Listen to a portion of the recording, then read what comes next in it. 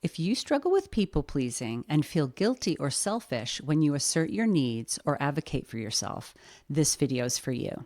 Today I'm going to explain personal rights because truly understanding your personal rights is essential in building assertiveness and overcoming people pleasing. I've helped many clients shift out of these unhelpful patterns over the years, and I've done this work in my own life as well. I've seen how understanding your personal rights can help you treat yourself with the same respect you offer others, so that you don't stay stuck in old patterns that drain you. In this video, we'll look at 10 core personal rights and a tool to apply when your mind pushes back against them. It's common to think that people-pleasing is about learning how to set better boundaries and how to say no more. But at a deeper level, people-pleasing often comes down to whose needs, wants, limits, and rights are allowed to matter the most. It's when we put other people above ourselves. And this can happen in very complex ways that can be difficult to tease apart. Many people with people-pleasing tendencies have little awareness or understanding of their own personal rights. They may have never really stopped to consider the idea that they even have them. And I'm not talking about legal rights here, but personal rights, the rights you have as a human being just for being alive. Personal rights guide how you treat yourself and how you allow yourself to be treated by others. Discounting, ignoring, or not even knowing about your personal rights can make assertiveness much harder to develop. Assertiveness is standing up for your own rights, expressing your needs, declining unreasonable requests, and asking for what you want in a way that's fair and respectful to both yourself and others. Assertiveness is that balancing point where your needs matter just as much as everyone else's, not more than others, not less than, but just as much. Putting yourself above others turns into aggression and selfishness. Aggression is when we don't respect the rights and needs of others, and we put our own needs above theirs. On the other end, not standing up for your own rights, not expressing your needs, or consistently putting yourself below others turns into passivity or non-assertiveness, which is where a lot of people-pleasing stems from. And many times we're afraid of becoming aggressive or self-centered, so we don't make any changes, which keeps us stuck in people-pleasing. Assertiveness sits right in the middle, where you make your needs, rights, wants, and limits matter just as much as everyone else's. Assertiveness doesn't come naturally to most of us. Many people go back and forth between being passive and being aggressive, or being passive-aggressive, which is really just aggression in disguise. Sometimes people have assertiveness skills but haven't used them, though more commonly they just never had a chance to fully develop them. So if the idea of having personal rights sounds unfamiliar, you're not alone. We're not typically taught assertiveness skills in school or at home growing up, which means we're often left to learn them on our own as adults. So assertiveness training becomes essential for overcoming people-pleasing, and a foundational part of assertiveness training is learning your personal rights. If you don't know what your rights are, or you don't believe that they're the same as everyone else's, it's very hard to advocate for them. So then it starts to feel like a duty or a moral obligation to people please rather than a choice. For some people, this whole idea of personal rights is brand new. For others, there's maybe a vague intellectual understanding, but it gets overridden by rigid internal rules like, I have to put others first, their needs are more important than mine, or it's my responsibility to make things easier for everyone. Before I go further into what our personal rights are, I want to encourage you to download my free workbook, The People-Pleasing Primer. It has checklists for 12 themes of people-pleasing, so you can track how the patterns show up in your life. The link is below this video in the description. I'm going to list some personal rights next, but before I do, I encourage you to watch what your mind does when you hear them or read through them. Notice what kinds of thoughts you have after each one. When people who struggle with people-pleasing tendencies hear these, reactions can vary. Some notice a sense of relief or agreement, and others notice immediate resistance. It's not surprising if your mind resists these ideas. There's no need to fight against that resistance. I just want you to notice it for now. If you search online for Personal Bill of Rights, you'll find a number of lists. Some have 4 rights listed, some have 25.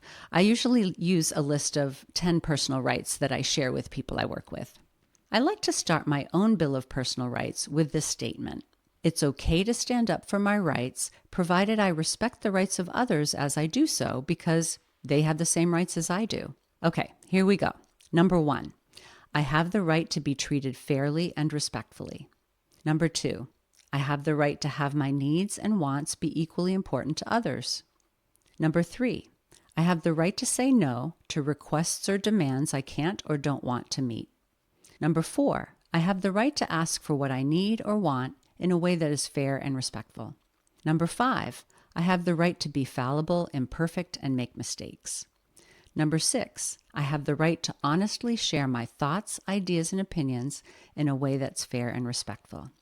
Number 7, I have the right to decide what's right for me and my life and to determine my own priorities. Number 8, I have the right to follow my own values, beliefs, and standards. Number 9, I have the right to have time and space to myself for what matters to me. Number 10, I have the right not to be responsible for others' behaviors, actions, feelings, or problems. So what did you notice as I listed those, or as you read them on the screen? What thoughts did you notice, or what did your mind tell you about them? With a right like the second one, which is I have the right to have my needs and wants be equally important to others, your mind might tell you things like, I don't deserve that, or I don't have that right. Or with a right like the 9th one, I have the right to have time and space to myself for what matters to me, you might have the thought, well, that's just not going to happen. But maybe with others on the list, your mind could buy into them and agree. And that's all okay. Whatever thoughts you had about any of these is fine. What's important here is not to argue with those thoughts or try to convince yourself that you actually do have these rights. That usually backfires anyway, and there's no point in getting into a back and forth with your mind. Once you have a thought, you can't unthink it. So instead, it can be helpful to simply observe the thoughts that show up, to notice and name them, especially the thoughts of resistance. It can be interesting to see how quickly the mind tries to reject the idea that you have these rights or that your needs have equal weight to others. Our minds can be pretty tricky. Another helpful thing is perspective taking. Think about someone you love deeply, a child, a close friend, a partner, a mentor. Do they have these rights? Most people say yes, of course, without hesitation. And it's only fair that if these rights apply to them, it's worth asking yourself why you shouldn't have these same rights. One thing I want to be clear about is this. Don't expect your mind to immediately agree with what I'm saying here. Resistance is part of the process. But if we don't try to fight against the thoughts, we can watch them pop up and let them pass by. We can read through the list again and again and see if we can let it sink in that we do indeed have each of these rights. Don't force it, just read through and notice. And maybe sometimes you say, yep, my mind isn't buying into that one today, but I can come back to it tomorrow. Having these rights doesn't mean that they'll always be met by others or by ourselves, of course. For example, just because we each have the right to be treated fairly and respectfully doesn't mean that we always will be treated fairly and respectfully. That's not the point here. The point is that every person has these rights so that we can feel empowered to advocate for them, especially when they aren't getting met in some circumstances or areas of our life. So even just letting the idea of personal rights exist at first is important, even if it feels uncomfortable or your mind pushes back or it's hard to advocate for them. Notice that with all of these personal rights, fairness and respect for others and for yourself are built in. That's what keeps them aligned with that balancing point, not above others, not below. And that's what helps keep your behavior aligned with your own values. If you're watching this video and have people-pleasing tendencies, and I'm just guessing here, but you likely value being kind, caring, considerate, respectful, and compassionate to some degree. You can honor your own personal rights and still live by those values because you're taking other people into account. That's what allows you to stand up for yourself without being selfish. Let's take the 6th one on the list as an example. I have the right to honestly share my thoughts, feelings, ideas, and opinions in a way that's fair and respectful. That means we might state an opinion while taking other people in the room into account. choosing our words with care so we don't unnecessarily hurt others. It doesn't mean we say whatever we think whenever we feel like it with wild abandon and to hell with the effect on others, right? Some of my favorite creators online talk about how their posts get seen by the wrong side of the internet and people respond with hurtful comments, attacking the creator just for the sake of expressing themselves. That's an example of aggression on the part of the commenters. They're putting their own needs, wants, and rights above the other person, in this case, someone who put time and effort into creating something and sharing it publicly. And the same thing can apply at an in-person gathering with friends or family. Part of being assertive is taking other people into account when you express yourself and choosing your words wisely. That's how we can honor our rights and our values at the same time. So you can create your own personal Bill of Rights, and I'd encourage you to do that. You can use mine if you want. I got the core 6 from a teacher of mine, and I also searched online and added others that spoke to me. Make it as long or as short as you'd like. Pick the ones you can genuinely buy into at first, and maybe keep others on a separate list that you might add later. Sometimes it takes time for our minds to believe certain rights. You could even post your list somewhere and read through it occasionally as a reminder, as you're building assertiveness in your life. Knowing and believing your personal rights doesn't instantly stop people-pleasing, and it doesn't automatically make you assertive. There's a lot more to it, of course, and I'll go into assertiveness more in future videos.